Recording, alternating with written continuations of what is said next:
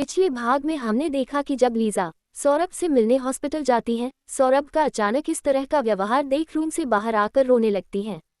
अब आगे सौरभ से हॉस्पिटल में मिलने के बाद जब लीजा वहां से बाहर आती है, तब राकेश सर लीजा को वहां से वापस लौट जाने का कहते हैं और ये भी कहते हैं कि लीजा अभी तुम जिनसे मिली हो शायद वो सौरभ नहीं। सौरभ नहीं मतलब क्या कहना चाहते हो सर आप? मैं कुछ समझी नहीं। यदि वह सौरभ नहीं तो कौन है सर? सौरभ मेरे सामने ही तो बेहोश होकर गिरा था। वह कह रहा था क्या भरोसा कल हम हो ना हो, कहते हुए वह फफक फफक कर रोने लगी। तब उसे ध्यान धस उसे ठंडा से बंधाते हुए राकेश सर ने लीजा के सिर पर हाथ रख कर कहा, कुछ बातें जो हमारे मुंह से अनायास ही निकल जाती है विशेष महत्व रखती हैं। बस इतना जान लो लीजा कि कुछ तो ऐसा है जो हम सब की नज़र से छिपा हुआ था और गलती से अनायास ही हमारा उससे सामना हो गया।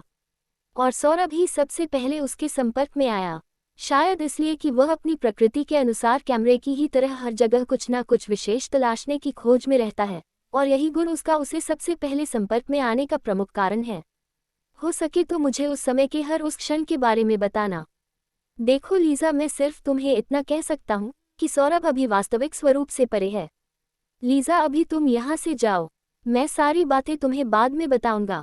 ठीक है सर, अगर आप कहते हो तो मैं अभी यहाँ से चले जाती हूँ, लेकिन प्लीज सर आप सौरभ का ध्यान रखना और हमें उसकी हर पल की खबर देते रहना, कहते हुए लीजा वहाँ से वापस आ गई। लीजा आकर बैठी ही थी कि तभी उस टीम का रसोइया लीजा के पास आकर, मैंने कहा था ना मैडम, और मुझे इसी बात का डर था। आप लोग मीटिंग में जाए, शुभम राज आचार्य सर ने बुलाया है और हो सके तो इस खोज को यहीं रोक दें।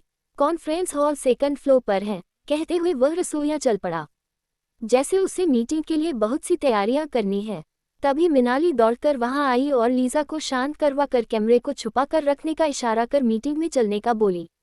लेकिन ये समय लीजा के लिए बड़ी खतरनाक स्थिति का था, जहां उसका दिल दिमाग और यहाँ तक खुद का अस्तित्व भी खतरे में जान पड़ता था, क्योंकि वह कहीं ना कहीं अपने आप को सौरभ के साथ जोड़कर देखने लगी थी। और जैसे भी हो सौरभ को ठीक करने का इरादा ले शुभम राज आचार्य सर से बहुत सारे सवाल पूछने का सोच मीटिंग हॉल की तरह बढ़ी। सेकंड फ्लोर कॉन्फ्रेंस हॉल किन्हीं विशेष प्रभाव के लिए ही शुभम राज आचार्य जी के द्वारा बनवाया गया था। ये हेडक्वार्टर का वह कमरा था जिसे सिर्फ उनकी उपस्थिति में ही या रावत सर के आदेश पर ही खोला जाता था। इस कॉन्फ्रेंस हॉल की खासियत यह थी कि यहाँ सफाई करने वाले कर्मचारी भी इन दोनों की उपस्थिति में ही इस जगह आते, और उससे बड़ी बात यह थी कि इस कमरे में सबसे प्रथम प्रवेश करने वाला व्यक्ति और सबसे आखिरी में निकलने वाला ही व्यक्ति इन दोनों में से एक होता है। आखिर क्यों? किसी में पूछने का साहस नहीं। मिनाली और लीजा ने जैसे ही उस कमरे में प्रवेश किया, आचार्य जी जो रिपोर्ट में व्यस्त थे पुस्तक में देखते हुए, हाँ तुम दोनों वहीं रुक जाओ। मिस्टर रावत, राकेश जी, इन दोनों टीम मेंबर्स को मेरी फ्रंट सीट के सामने बैठ जाने को कहो। मिनाली और लीजा जो पहले कभी भी पहले आचार्य सर से नहीं मिले थे, आखिर क्यों उन्हें ऐसा आदेश दिया गया? कहानी अभी जारी है, इसका अगला भाग बहुत जल्दी अपलोड करूंगी। आपको कहानी का ये भाग कैसे लगा? कमेंट करके जरूर बताएं। लाइक सब्सक्राइब करना ना भूले। धन्यवाद।